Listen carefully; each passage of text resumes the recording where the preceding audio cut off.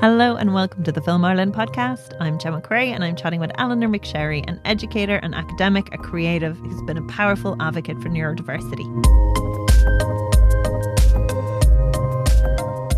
So thank you so much for chatting with us. It's lovely to see you again. Lovely to see you too. You've done such great work in spotlighting neurodiversity in the screen industries. I was just wondering if you could tell me your background. How did you get to kind of where you are? Because I know you reviewed films, you were an academic, you were involved with film festivals, you were writing. Tell me kind of the details of your journey.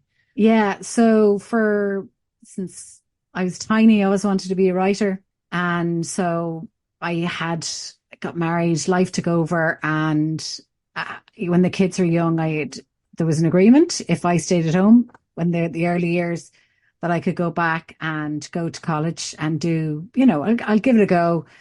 And so I went back and I tried it and I liked it. And so I did media communications and philosophy in Mary Immaculate College. And my first script I wrote out from that course got shortlisted for the Galway Film Centre. So it was bizarre because I knew nobody in film. I knew lots of people in the arts. I've been involved in the arts all of my life in Limerick City and County.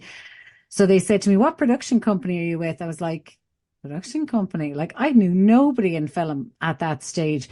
So, but after that, I got shortlisted a number of times for a number of different funding, and I worked with different production companies, in Galway and in Limerick. And so, I was writing away, and then I started writing with Film Ireland, which I loved. There was a call out it was such a fantastic experience. And I went to lots of film festivals, watched bucket loads of films and reviewed, and so I got very heavily involved in that. And then I was involved with the Richard Harris Film Festival. But the other part of my life, my son is autistic, and so I got involved, threw myself 100% into that, getting the resources and what he needed. So it kind of, I couldn't go into production because there just wasn't the facilities there to be a carer and be involved in productions, but I still wrote and I still got involved in helping advocate for film in Limerick, which we have now, which is fantastic, which is up for an award in Cannes with other filmmakers in Limerick. So that's absolutely fantastic because that was our work to get that up and running. They wouldn't be there if it wasn't for us, for filmmakers in the Midwest. And for Troy Studios, we were involved in lobbying for that, and that's fantastic as well. Never got to work in Troy Studios, which is bizarre if you think you lobby for something and then of course. Gotta keep hoping.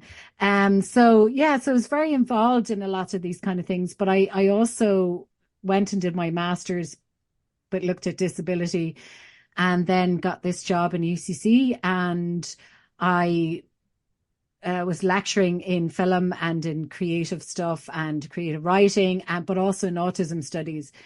And so this allowed me to have the experience, the academic experience, to understand what neurodiversity is, what it means, but also being involved in film to understand that setting, which is a very unique set of talents that I didn't think would get me anywhere whatsoever. And now I'm creating courses for Screen Ireland and for Safe to Create, which is just a fantastic experience. And you've just been invited by the Director of Media Development at Coimisiún na Meán to join Coimisiún na Meán's Gender Equity, Diversity, Inclusion Strategy Committee and Forum, which is very exciting. It's amazing. It's absolutely amazing. I didn't expect, we're the only people in the world that are tackling neurodiversity in the screen industry. The only place in the whole world. There's no course like the course that I designed anywhere else in the world. It's just absolutely fantastic, but it's opening massive amount of doors for me. I'm working with people in Wales, in Northern Ireland Screen,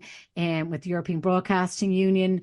So all across the world. So this is just, for me, it's so fantastic to be able to represent 20 to 30% of the creative industry are neurodivergent. So to be able to be there, I'm not representing anybody. I'm just there to have a voice at the table. And it's the first time we've ever had a voice at the table, which is amazing. That's very interesting. You say 20 to 30%. And I wonder, does it differ to fields? Because I know there are fields that probably certain neurodiversities would be more drawn to, that would be more suited to that, like, and they're very, I wonder if you did like a pool individually in those areas, would it be much higher? Yeah, well, I mean, the creative industry, I know in industry in general, it depends on the industry, like the pharmaceutical industry, computers, things like that would have a very, very high percentage. I reckon 30% is a very conservative estimate because since I started this course, the amount of people I've met who say none of their workers, their co-workers or their producer or their director, and some of them are producers and directors as well, know that they're neurodivergent. So it's amazing to feel that we have created a safe space for people to feel that they can share.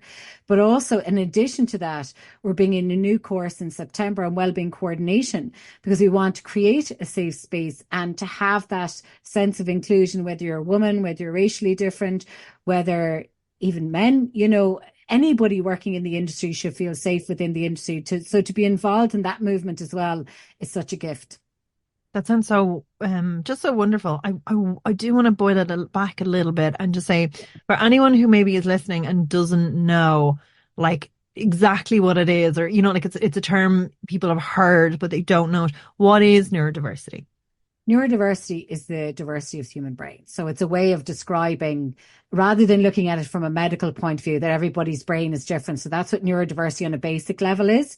And when you're neurotypical is what is considered either medically typical or culturally typical of how the brain functions in society and in the head, obviously. And neurodivergency is when there's like almost a step to the left. It's when you're slightly different and when you might need, sometimes people function very well and never need any help and might be neurodivergent, but some people definitely do.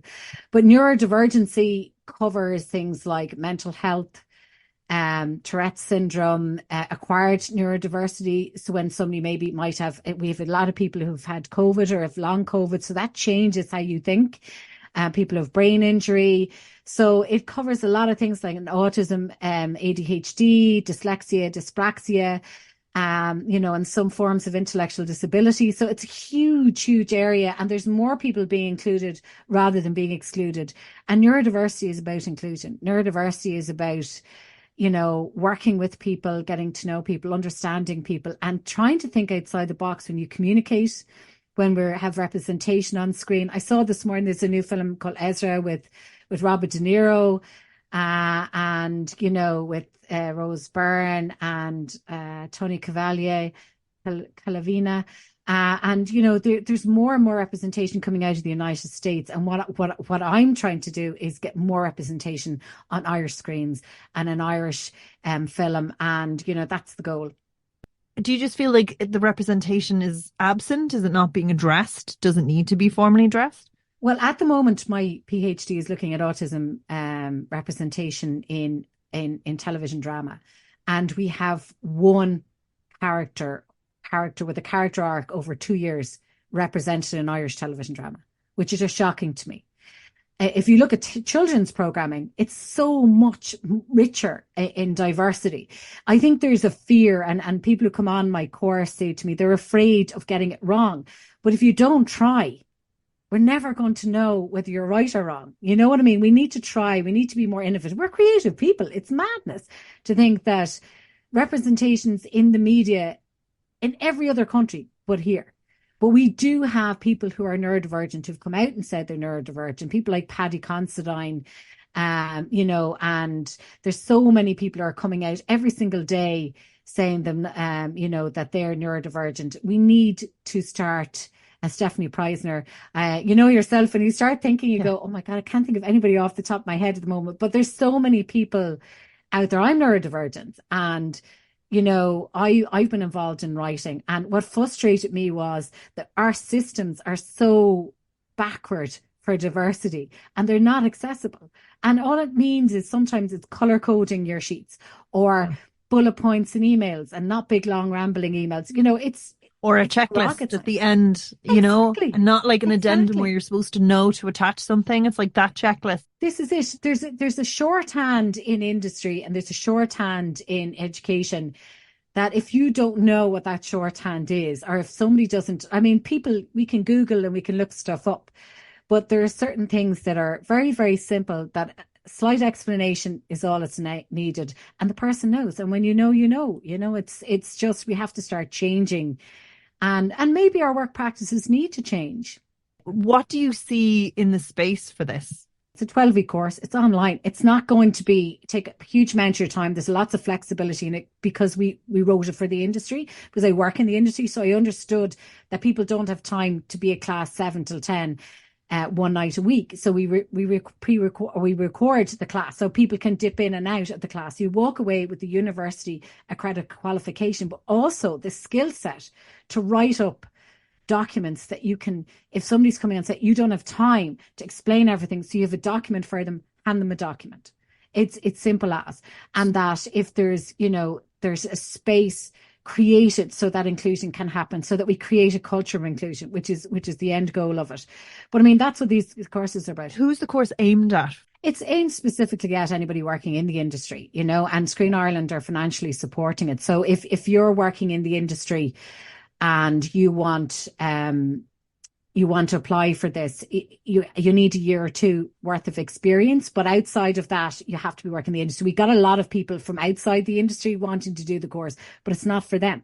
It's industry specific course, and you have to have experience in the industry. So it can be anybody in the industry. We had producers, we had directors, we had line producers, but we also had writers, we had cast, because they wanted to know, they wanted either to go into other areas. And it's an opportunity to this. It's a very new area, and there will be funding, attached to this. And it's the same with the Wellbeing coordination course as well. There will be funding attached to it, but the Wellbeing coordination course is for the arts and creative industry. So it'll be crossing industry. So, you know what I mean? And that'll be specifically for an actual role that'll be on set, and that'll be paid for on set. What about smaller productions? Like where there isn't necessarily like huge like resources? What would you benefit maybe from doing the course? What are the kind of lessons that would be very easy for people to pick up? Well, you see, when the funding starts coming in for small productions, there will be, if you're not neurodivergent, how do you access that funding? How do you source these people? How do you understand that? And how do you put things down respectfully? Because when people are looking for funding, this is a whole area that we don't really discuss, but it's a whole area that there is going to be television programs about, there'll be television drama, because they're looking for this content. And if you want to be involved in this content, you need to understand the material. It's disingenuous to start writing about autism if you've no experience of it, or if you don't even know how to start with that and how to do your due diligence, because there will be an expectation from the funders like Screen Ireland or Communication the Man or RTE or TV, they're looking for this content, and they're going to want to know you've done your homework. If you've done this course, you'll be able to prove, because we show you where's that information. How do we look up that funding information? What's the policy? What's the practice? What do I need to know to do this? And that's what we teach you. Brilliant. And just there, so you're talking about representation on screen and kind of going back to it a little bit and saying, it does have to be accurate. Where has it been? I mean, we all know Rain Man. We all know Sia's film, where, like it's problematic, and it's a problematic kind of by the numbers.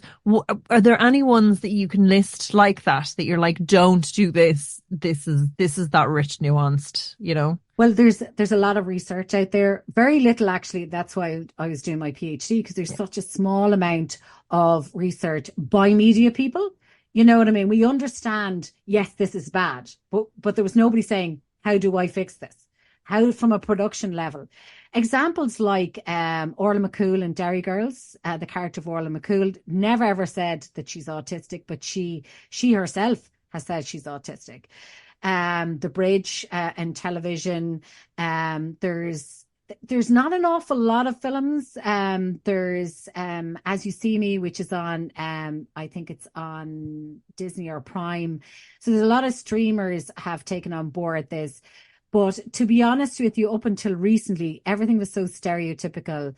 For example, I can tell you like white, male, middle class, heterosexual, high functioning autism, and used as a plot point. That is the stereotype. And anything outside of that, I think they just don't want to see the stereotype. I think you can actually go and tell very true, like authentic stories, but people just don't want to see the stereotype because we know that people are neurodivergent, all different walks of life, different genders, are all so different. How can you be authentic? Well, just don't be stereotypical. That's what's coming back at me in the class, in research, is they just don't want to see the same old tired stereotypes every single time. So what do I do as a creator? Do I, like you're saying, the research is there. Is it a case of I go talk to people? Like, what would you recommend that I do? Because I'm like, I would like to examine one of my characters to have them exhibit that world. What would you say this would be a good resource? Well, I always feel collaboration. I would work with people who have ADHD. I would go and I would not just look at one example, I'd look at many examples. And that's one of the areas that I'm hoping will come out of my research, that at the end of it, having spoken to people working in production and looked at what's currently there, what do we need to do to change that? And I think something that's starting to come out to me is collaboration with the people you're talking about. A lot of people will go to an organization or a psychologist, and that's great. That's okay. But that only gives you one element. My son does not exist in a hospital. He exists at home. He exists in his gaming. He has interests that are outside of his autism. So we need to start seeing that more, but that there's equal footing. If you watch, and one thing I noticed in Orla McCool's characters, she is in an ensemble. She's not a plot point. She is a character within 5 characters. And that's what people want to see, is that it's not about the autism. It's about, everybody else, everybody else's character being just as strong as the autistic character. And that's what people want to see on screen. Yes, there are terrible things that happen, but we can have meltdowns and not necessarily be autistic. You and I both know people who will have a meltdown on set, but that doesn't necessarily mean that there could be other issues there, but it wouldn't necessarily mean that they're autistic, but that's what we associate with it. So you can write about somebody, struggling with ADHD, but taking it as a different angle. As I said, that particular one, Ezra, that's coming out, has a white male boy, and who's, in a difficult relationship with his father. That's quite stereotypical, but it is based on a true story. So there is validity, I suppose, in telling true stories as well. It's not an easy one, Gemma, to be honest with you. It's not an easy one, but as long as we're not trundling out the same, going back to Rayman, which would have been, a very, very stereotypical example. We've moved on a lot from then. And people are tweaking it and checking it out and trying to do it. And I think the very first thing is, if you want to write an authentic story, speak to somebody who's autistic or neurodivergent and have that conversation, but speak to a couple of people so that when you pick your character, it's a combination of autism rather than one type of autism or one vision of it. You know what I mean? Which is probably better. Yeah, because I suppose everything presents in different ways as well. That's why, people were like, women couldn't be autistic. Didn't really, but I mean, or depressed, Yes. Because the symptoms look very, very different. Our men couldn't be depressed, which is actually, and we hear about, when we think about suicide, we think about young men, but we have a higher rate of suicidology, which is self-harming in women. That's never really talked about. And there's a potentiality for those stories to come through. But if you do your research and if you do spend your time, you do it. If you were writing a period piece, you'd do a lot of research. If you wanted it to be as true as you possibly could make it, you'd put the effort in. So this is all we're asking. You're not asking for anything extra. We're asking just for a bit of consideration. And you're talking about well-being. Can you talk to me a little bit about what that might look on set? What, like you were saying, those roles exist, but what are like the do's and don'ts? Well, the thing about it is once this role it is coming, it's in the UK in the industry at the moment, so it will come here, and that's why we wanted to step in the space to give people a proper qualification. I mean, we can go to a lot of workshops and hear people talk about how awful things are, but all you learn is things are awful. You don't actually learn, how do I deal with that? So when we're on set, hopefully that role will come in, but also to be conscious of what you're saying and doing on set. I mean, we work in an industry where we don't actually think of people as people. We think of people in their roles. That's the line manager. That's, the gaffer. That's the thing. So we don't think of them as people. We think of them as a job that needs to be done. So taking consideration in that, but also Safe to Create has created a space for conversation. And there's a lot of workshops, and Safe to Create is one of the people with Screen Ireland that's going to financially support this wellbeing coordination course, which is absolutely fantastic. And we're one of the first universities to work with them. And it's about bringing together all that information. But what we're offering is that beginning of that role and that beginning of well-being, because there's harassment, there's sexual advances. And I mean, we ran a pilot of this course, and I thought things were bad, but I didn't realize how bad things actually were.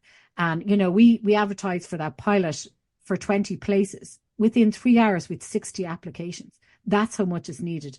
And we had a lot of applications from Irish people living abroad, working in the industry abroad, wanting to do this because nobody else is doing it. So again, it's about thinking about that space, but arming people with that information. So you don't necessarily have to have that role on set to do the course.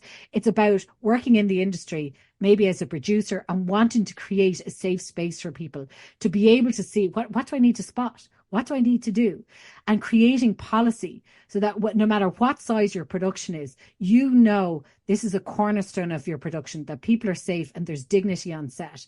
And that's what we want to push. And we're so lucky. All of our courses are grounded in specific departments. For this course, we brought in film, but we also brought in mental health nursing.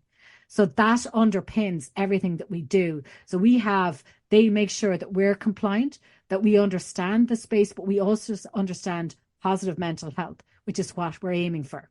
That's what I say. So talk to me about what well-being on set looks like. What does the ideal set look like? So we go onto set, there's your point of person, your point of reference that people can go to if they feel unwell. Is there is there a place where people can sit and calm down if they're overwhelmed? Like what would, if somebody's if there's negative tension on set, is there a point of what are the things that you can bring in today that would make your set a safer, better place to people, like specifically? Well, look up what the toolkits are offering at the moment. And as I said, the BFI was straight out of the traps with the toolkit. And look, obviously do our course, but if you're not at that stage yet, there is toolkits out there that will provide you with the information from a basic level. Also, the Safe to Create website will provide you information of how to create that safe space. Once the wellbeing coordinators, stroke advisors or facilitators or whatever they're going to be called are on set, they will do a lot of pre-production work, which will provide you with documentation, and they will have outlined how the set is going to work with them being there. They're going to be in sort of an invisible person on set. They're going to be there when needed, and they're going to be there, but they're going to do a massive amount of work pre-production. The great thing about the position is that under legislation, if in the position that they're in, if they take documentation from you and you sign off, if your production signs off, they're an independent person. So they hold information, but they will not betray anything that they're told. Unless obviously it's something illegal or something, but outside of that, that is protected by GDPR.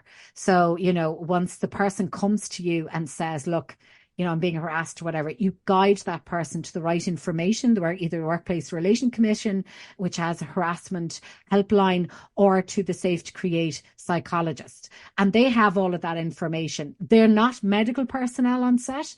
They provide information and they provide support. The person mightn't want to do anything with it. They just maybe want somebody to talk to. And that's what they're going to do.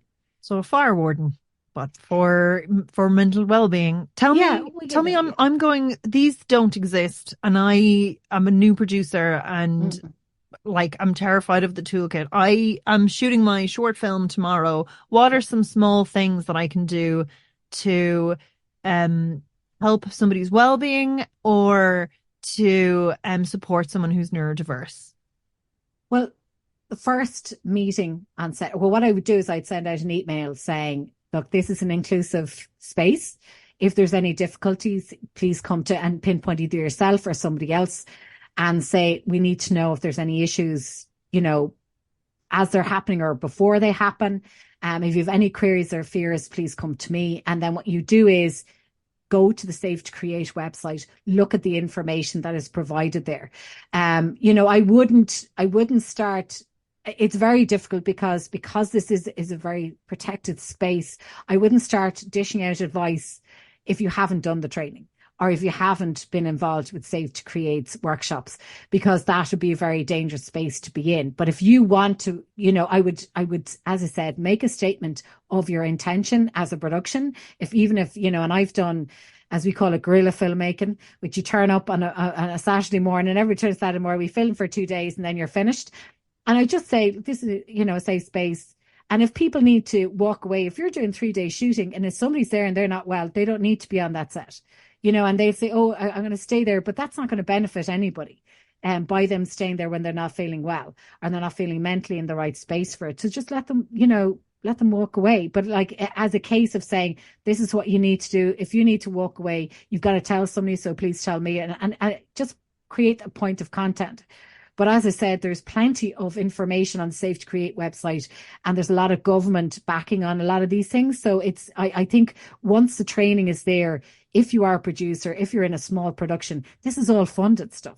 So it's not going to cost you anything to do it. It's just your intention of whether you want to do it or not. And as someone who has kind of navigated the industry, as a woman who's neurodiverse, was there any instances that you look back on over your time and said, oh, like that wouldn't, and I'm not looking for like the specifics, more than like emotional intent behind it, because I don't want to, like, this isn't like a getting people in trouble thing, but it's more Yeah. about if the space had been more inclusive, like, like things that just did not go right for you or you learned afterwards was like a byproduct of, like that difference and the world not understanding it and not meeting in the middle. Is there any kind of like those instances that you're like, oh, it would have been so much easier had they known, or had we communicated in this other way, or like, or it could be anything, do you know? Yeah, there are some people in the industry that no amount of training is going to help. Do you know what I Yeah. mean? That they're just people who have a specific worldview that's not going to change by training. It'll change when they realize that they won't be funded if they don't cop themselves on. But some people are just not, who I'll never work with again. Who no matter whether they knew I was neurodivergent or not would make no difference. Their attitude towards women in particular stunk, to be honest with you. And I found that very difficult to work in that space. But we were, at the time, I felt I'd no choice because, it's a small industry and these things, particular things follow you, and then you don't get any further work. But then sometimes you just make a decision. And I made a decision that this wasn't working for me. I went into then the academic industry instead. But to be able to come back and do this is very cathartic for me. It's enabling me to put those things behind me. But you don't forget those instances, and there are particular microaggressions that you just get to a certain point and you go, I don't need this in my life. And it's okay to walk away. It is, because to be honest with you, it's safer for your mental well-being because they don't care about you. It's a very tough thing to learn that people who need you don't care about you. And then when you walk away, you're watching and they're doing okay. That's fine. I don't care anymore. But you know what I mean? I'm not worrying about them. I'm not thinking about them. But that's why what I'm doing now is so important to me, because I've been there. I've been on the receiving end of microaggression and I've been on the receiving end of misogyny. And so I'm hoping that even if we create a space, even if it's a small space in the industry, at least then I feel, yeah, I've reversed that now. I feel so much better about this. And I think the industry is changing. And I think the industry itself is demanding change. And I think that the behavior that has been going on for so long in the industry, especially in Ireland, because it's a small industry, will not be tolerated. And people are cotton on to these people, and they're cotton on and they're not getting work. And they've got to start asking themselves, yeah, you might be getting work today, but there's an awful lot of people who won't work with you. And while they're on the up, forget about it. Don't even bother coming back to them because you're gone.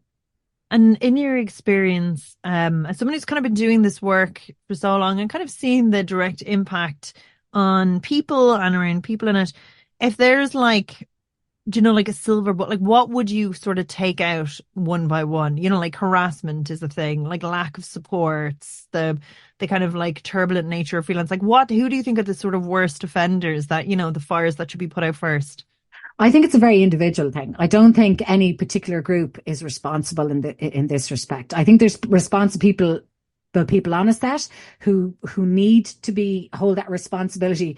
But I think that you can't. There's so many people involved at different levels that need to really change their attitudes. But I think that as an industry, if we have industry buy-in, that will make a massive change. If we have the guilds involved, if we have the unions involved, if we have the broadcasters, and if we have Screen Ireland and the government bodies involved, I think things will change. And I think people are out there who are harassing people, or there's misogyny, or there's sexual difficulties happening on set, they won't get work. And they don't deserve to get work. I'm sorry. I mean, if you're doing these kind of things, it's not acceptable in any other industry. So it shouldn't be acceptable in ours. And we're creating those images that are going into every single room in the world. We have a responsibility that what goes on behind the camera, that, you know, that's reflected in front of the camera. So there shouldn't be a disparity there. We shouldn't be making beautiful pictures and yet there be hell on earth behind the camera. So we have a responsibility as creatives, and we should be able to do this. We're creative people, we're innovators, and we should be at the forefront of this movement. We should be pushing for change, because if we don't make the changes, who's going to do it? And if you could wave your magic wand tomorrow and fix a few things, what would the screen industry look like? What would your like wishes be? My major wish is that industry, the people who, you know, as I said, the guilds, the unions, and you know, the government bodies, that we just work together. It'll make a much better industry for us all. Because I think that there is a willingness within the industry, but there's also fear in the industry that any change is brought in will cost so much money, or will force massive change that is too onerous, and change the industry so that only a few people will go back to just a few people producing content. And I think that that's not what we're about. That's not certainly what I'm involved in. So I just hope that all of those main players think of the stakeholders and do a good job. And if they do it, everybody else will follow. That's exactly what every single thing I'm doing is hoping to do. Brilliant. Well, thank you so much. Keep up the great work doing that. We look forward to things and for things to change. And thank you so much. It's my first time being interviewed by Film Ireland. I normally do the interviewing, so thank you so much. It's kind of a bit weird. The other side of the microphone. It's tough, isn't it? Like, it's not. Oh my God. When you ask questions, it's much easier. Oh my God, yeah, but it's so interesting, the job that you do, Gemma, and you know, and it's a fantastic job, and I loved it while I was doing it. So the best of luck to Film Ireland. I'm so delighted you guys are still there, because I'll tell you, there's so massive goodwill out there for Film Ireland. I tell you, when I used to tell people I was doing stuff for Film Ireland, it opened so many doors for me in the industry as a writer, and I'm so grateful to you guys for being there. So thank you so much for having me here. Thanks so much, Eleanor.